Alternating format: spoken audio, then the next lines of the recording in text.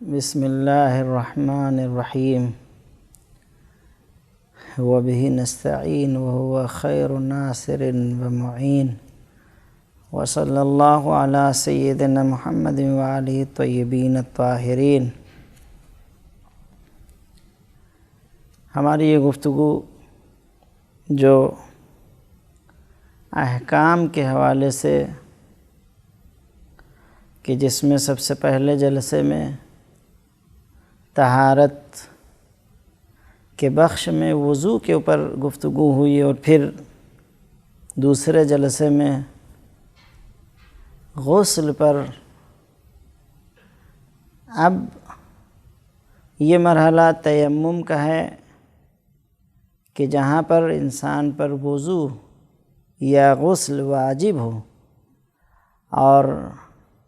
کچھ شرطوں کی بنیاد پر وضو کرنا محال ہو یا غسل کرنا مشکل ہو، تو اس صورت میں تیمم کرنا واجب ہے۔ یعنی جہاں پر انسان وضو اور غسل نہ کر سکے، اس کے بدلے تیمم جو ایک اسلام کا حکم ہے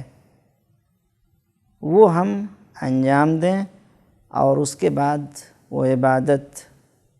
اور جو کام کہ جس میں غسل اور وضو واجب ہے وہ کام انجام دیں۔ تیمم کے حوالے سے جو گفتگو قرآن مجید میں وَإِن كُنتُم مَّرْضَىٰ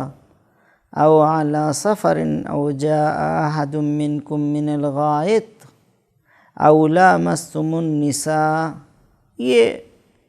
گفتگو جس میں قرآن مجید کہ اگر تم مریض ہو یا سفر میں ہو یا کوئی حدث تم سے واقع ہو گیا اور تم نے جماع کیا، تو اس صورت میں فَلَمْ تَجِدُوا مَاءً، اور تم کو پانی نہ مل سکے، فَتَيَمَّمُوا، تو تم غسل کرو، صعیداً طیباً فامسحوا بوجوہکم وایدیکم منہ، یعنی جو پاک مٹی یا وہ چیزیں کہ جس کو بتائی گئی ہیں اس پر تیمم صحیح ہے، اس پر اپنے ہاتھوں کو مارو اور پھر چہرے پر پھیرو، اور پھر داہنے ہاتھ کو بائیں ہاتھ پر، بائیں ہاتھ کو دائیں ہاتھ پر۔ یہ ہے یعنی گویا مختصر طور پر تیمم کا طریقہ جو قرآن مجید نے اپنے لفظوں میں یوں بیان کیا۔ کہ تیمم کب واجب ہوگا؟ اگر یہ دیکھا جائے کہ جب وضو کے لیے پانی یا غسل کے لیے پانی نہ ہو تو ہمیں تیمم، پانی نہیں ہے یا پانی ہے لیکن ہماری رسائی وہاں تک نہیں ہو سکتی، مثال کے طور پر کنواں موجود ہے، رسی اور ڈول نہیں ہے کہ جو ہم پانی اس سے نکال سکیں، پانی ہے لیکن ہم وہاں تک پہنچ نہیں سکتے، ہماری رسائی وہاں تک نہیں ہے، تو اس صورت پہ ہم پر تیمم واجب ہے۔ دوسری چیز، پانی ہے، ہماری رسائی بھی ہے، لیکن پانی کو استعمال کریں گے تو ہمارے لیے نقصان دہ ہوگا، ہماری بیماری کو اور بڑھا دے گا۔ پانی ہے لیکن اتنا کم ہے کہ اگر وضو کر لیا جائے یا غسل کر لیں گے تو یہ پانی کم پڑ جائے گا اور پیاس کا سامنا کرنا پڑے گا۔ یعنی پانی ہے لیکن جہاں پر ہم کو پیاس کا سامنا کرنا پڑے گا۔ کبھی کبھی یہ ہے کہ پانی ہے، وضو بھی کر سکتے ہیں اور کوئی ہمارے لیے نقصان دہ نہیں ہے، لیکن وقت اتنا کافی ہے کہ اگر ہم وضو یا غسل کریں گے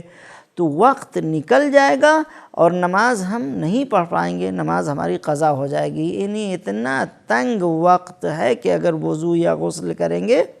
تو اس صورت میں نماز قضا ہو جائے گی۔ پھر ایک صورت یہ ہے کہ بدن، لباس نجس ہوں اور اتنا پانی ہے کہ اس بدن کو ہم پاک کر سکتے ہیں اور لباس کو پاک کر سکتے ہیں۔ یعنی اگر بدن پاک نہ ہوا تو ہمارے لیے غسل کرنا بھی صحیح نہیں ہوگا۔ اگر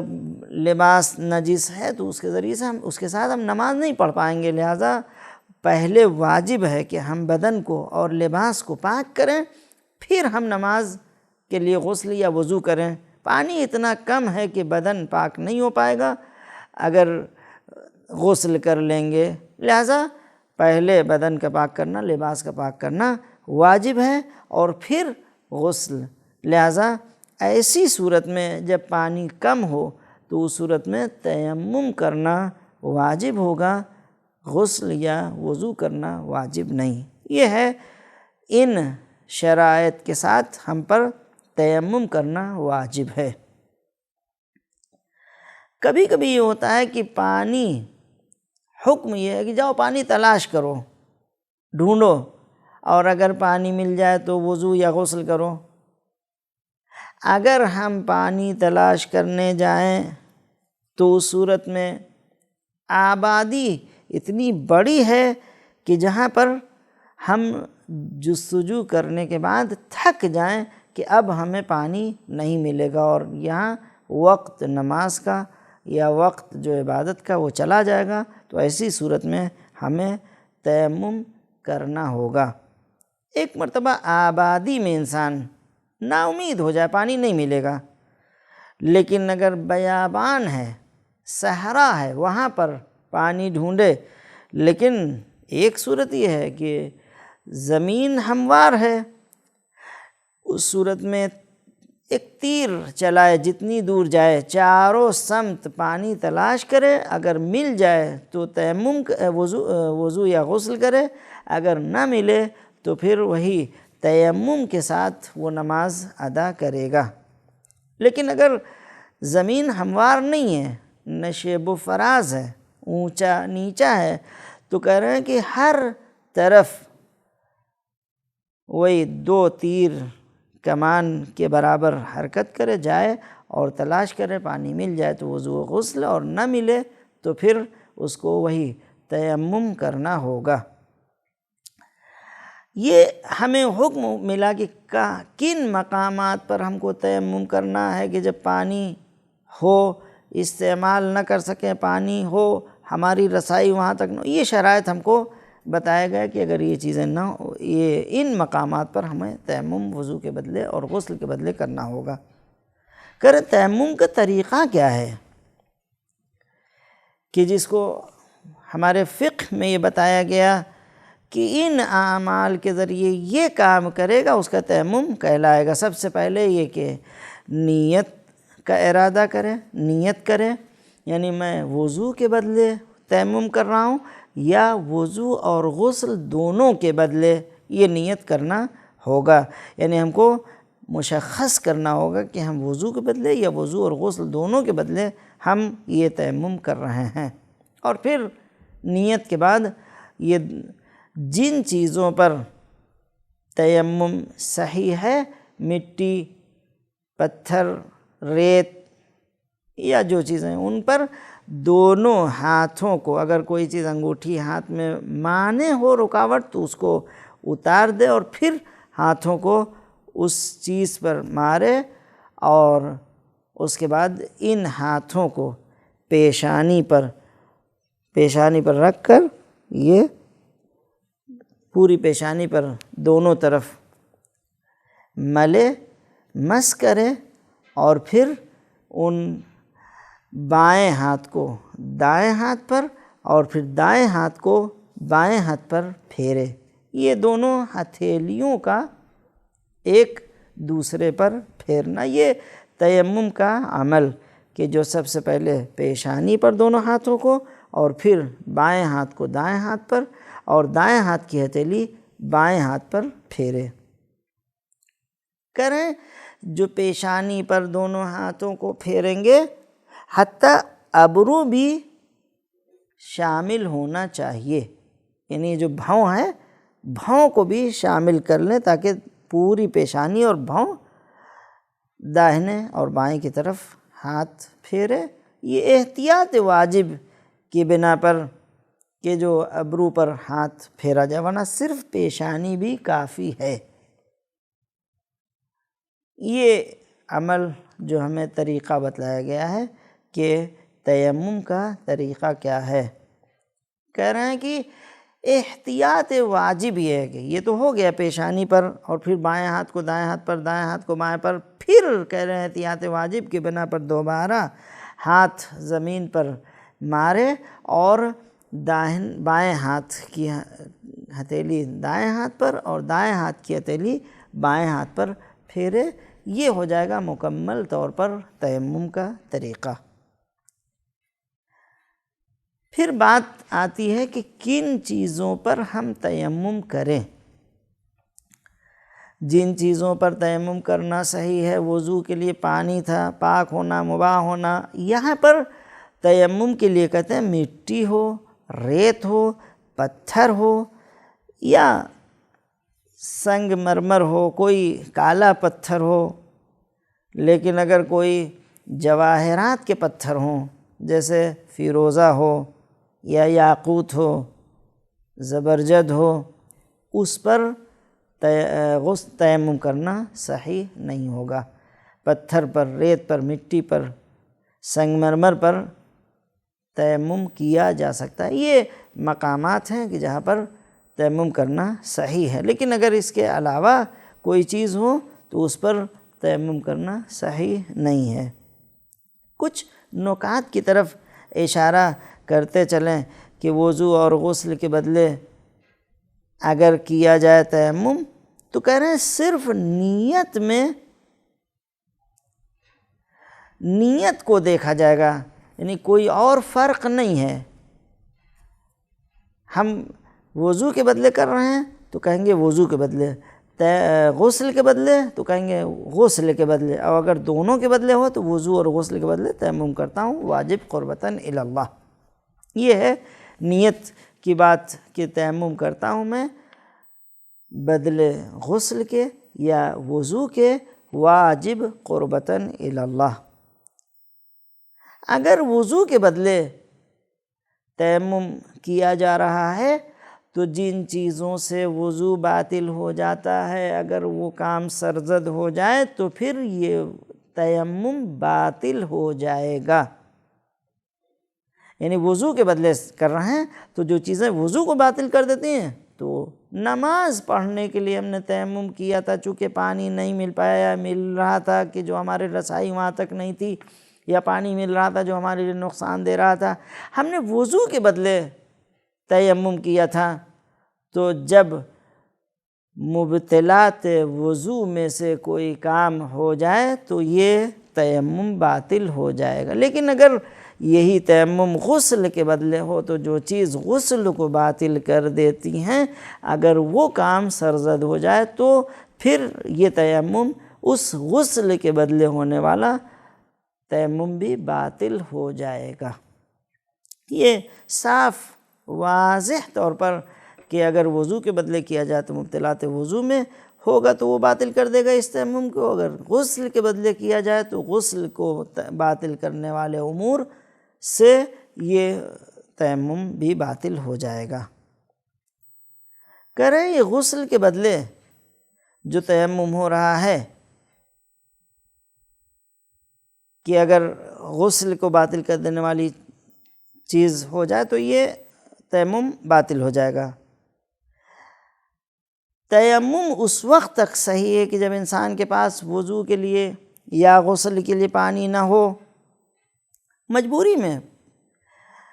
اس وقت ہمارے لیے تیمم کرنا تھا کہ جب وضو کے لیے پانی نہیں مل رہا تھا، غسل کے لیے پانی نہیں مل رہا تھا، لیکن جیسے ہی پانی مل جائے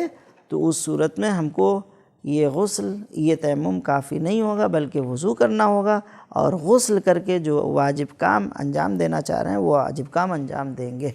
یعنی پانی کے میسر ہوتے ہی یہ تیمم باطل ہو جائے گا۔ اب اگر وہ کام آپ اس تیمم سے انجام دینا چاہتے ہیں تو وہ عمل صحیح نہیں ہوگا۔ جب تک پانی نہیں مل رہا تھا آپ وضو کے بدلے تیمم، اور اس سے نماز بھی پڑھ رہے تھے، سارے کام، لیکن جب پانی مل جائے تو یہ وضو کے لیے کافی نہیں ہوگا، بلکہ وضو کرنا ہوگا، غسل کے لیے کافی نہیں ہوگا، بلکہ غسل کر کے پھر آپ کو وہ عمل انجام دینا ہوگا۔ یہ ایک اشارہ ہے، یہ ایک نقطہ، اس بات کی طرف توجہ کی ضرورت ہے کہ جب تک پانی نہیں تھا یہ تیمم ہمارے لیے کافی تھا، لیکن پانی ملتے ہی نہ غسل کے لیے نہ وضو کے لیے یہ تیمم کافی نہیں ہوگا۔ یہ بحث جو تیمم کے سلسلے سے، لیکن تیمم کے شرائط صحیح ہونے کے کہ یہ تیمم ہمارا صحیح ہے، کن صورتوں میں ہمارا یہ تیمم صحیح ہوگا، یہ شرائط جو بیان ہوئے ہماری فقہی کتابوں میں، احکام کی کتابیں، وہ یہ کہ جن اعضاء پر ہم کو تیمم کرنا ہے اس کا پاک ہونا ضروری ہے۔ مثال کے طور پر یہ پیشانی کا حصہ، یہ دونوں ہتھیلی پاک ہونی چاہیے، اگر نجس ہوں، کوئی نجاست لگی ہو تو اس کو پہلے دھل لیں، پاک کر لیں، پھر ہم تیمم کریں گے، ورنہ یہ تیمم صحیح نہیں ہوگا۔ دوسری چیز، پیشانی اور ہاتھوں کے اوپر جو ہم ہاتھ پھیریں گے، جو طریقہ میسر بتایا گیا ہے اسی کے مطابق انجام دیں گے تو یہ تیمم ہمارا صحیح ہوگا۔ پھر یہاں سے جس طریقے سے وضو میں وہ پانی، وہ برتن پاک ہونا، مباح ہونا، ویسے ہی جس مٹی، ریت پر آپ تیمم کرنا چاہ رہے ہیں اس کا بھی پاک ہونا اور مباح ہونا واجب ہے، تب یہ تیمم صحیح ہوگا۔ لہٰذا اس جگہ کا پاک ہونا جس پر مٹی ہے یا پتھر ہے، جو تیمم جس پر ہم انجام دینا چاہ رہے ہیں اس کا پاک اور مباح ہونا ضروری ہے۔ پھر اس میں بات کہ ترتیب کا خیال کیا جائے کہ پہلے پیشانی پر یعنی نیت کرے، پھر پیشانی پر ہاتھ پھیرے، پھر بائیں ہاتھ کو دائیں ہاتھ پر، دائیں ہاتھ کی ہتھیلی بائیں ہاتھ پر پھیرے۔ یہ ترتیب کی رعایت کرنا ضروری ہے۔ پھر یہ بات کہ موالات پے در پے ہونا چاہیے۔ غسل میں چل جا رہا تھا کہ جب تک پانی خشک نہ ہو تب تک، یعنی ایک معمول کے مطابق، وہاں پر موالات کا تھوڑا سا دخل نہیں، لیکن یہاں پر تیمم میں موالات ہونا ضروری ہے کہ جو پے در پے ہونا چاہیے۔ پیشانی ہو گیا فوراً ہاتھ پر، اور پھر ہاتھ ہو گیا پھر دوسرے ہاتھ پر ہاتھ پھیرے۔ اگر ہتھیلی اور پیشانی یا ہاتھ کے پشت پر کوئی چیز فاصلہ ہو رہی ہو، اگر اس کے ذریعے سے فاصلہ واقع ہو تو جو چیز فاصلہ بن رہی اس کو ہٹا دیں، جیسے انگوٹھی یا کوئی چیز ہاتھ میں ہو اور وہ چیز بیچ میں مانع ہو، رکاوٹ بنے تو اس کو ہٹا دے تاکہ تیمم صحیح ہو جائے۔ یہ ہے تیمم کے صحیح ہونے کے شرائط۔ سب سے پہلے اعضاء کا پاک ہونا، پھر پیشانی پر ہاتھوں کو پھیرنا، اور جس چیز پر تیمم کیا جا رہا ہے وہ چیز پاک اور مباح ہونا، ترتیب کا خیال، اور پھر موالات کا۔ کریں تیمم کے احکام کیا ہیں؟ جو حکم ہمیں ہماری فقہی کتابوں میں بتایا گیا وہ یہ کہ خاک یعنی مٹی، پتھر اگر نہ مل سکے، اگر یہ چیز میسر نہ ہو، دستیاب نہ ہو، تو کہتے ہیں کہ کپڑے یا فرش پر کہ جس پر گرد اور خاک موجود ہو اس پر یہ تیمم کیا جا سکتا ہے۔ یعنی شرط یہ ہے کہ گرد اور خاک ہونا چاہیے۔ اگر وہ کپڑا یا کوئی سجادہ یا کوئی جانماز اس پر مٹی گرد خاک ہو تو اس پر بھی تیمم صحیح ہے۔ اگر مٹی اور خاک اور ریت کوئی ایسی چیز نہ مل سکے کہ جس پر تیمم کرنا صحیح ہے، اگر یہ نہ مل سکے یا اتنی مقدار میں ہو کہ کم اس پر ہم تیمم نہیں کر سکتے، تو اس صورت میں ان چیزوں پر کہ جس پر تیمم صحیح نہیں ہے اس پر بھی تیمم کیا جا سکتا ہے۔ جیسے کپڑا ہے یا کوئی چیز ہو، یہ مٹی اور خاک اور ریت کوئی ایسی چیز جس پر تیمم کرنا صحیح نہ ہو تو اس پر بھی تیمم کیا جا سکتا ہے۔ یعنی یہ شرط کہ جو مٹی ریت اور یہ سب چیزوں پر ہی تیمم کیا جا سکتا ہے، اگر یہ چیزیں میسر نہ ہوں تو اس کے غیر پر بھی یعنی تیمم کیا جا سکتا ہے۔ اگر پیشانی یا ہاتھوں پر بال ہو اور بال اتنا زیادہ ہو کہ جو مانع کے طور پر، لیکن کہتے ہیں کہ یہ رکاوٹ قابل اعتنا نہیں ہے اور اس پر تیمم کرنا صحیح ہے۔ لیکن اگر سر کے بال بہت بڑے ہیں اور وہ بال پیشانی پر آ رہے ہیں اور وہ رکاوٹ بنے تیمم کرنے میں، تو کہتے ہیں ان بالوں کو پہلے ہٹائیں اور پھر تیمم پیشانی پر کریں۔ لیکن جو پیشانی پر بال ہوں یا ہاتھوں پر بال ہوں اس پر کوئی مشکل نہیں ہے، یعنی سر کے بالوں کا بیچ میں رکاوٹ بننا وہ مانع ہوگا اور اس سے ہمارا تیمم صحیح نہیں ہوگا۔ لہٰذا پہلے وہ پیشانی سے بال ہٹائیں اور پھر ہم تیمم کریں۔ یہ بحث تیمم کی تھی کہ جو بطور اختصار پیش کی گئی ہے۔ انشاءاللہ اس پر عمل ہوگا اور اپنی عبادتوں کو ہم ان احکام کے ذریعے کہ جو ہمیں اسلام نے بتایا ہے اس پر عمل کر کے پھر ہم اپنی عبادتوں کو انجام دیں گے، بارگاہ خداوندی میں ہماری عبادتیں قبول ہوں۔ انشاءاللہ ہمیں مزید توفیق حاصل ہو کہ احکام اسلام کو سیکھیں اور اس پر عمل کریں، اور ان احکام اسلام کو سیکھ کر پھر ہم عبادات الہی انجام دیں، بارگاہ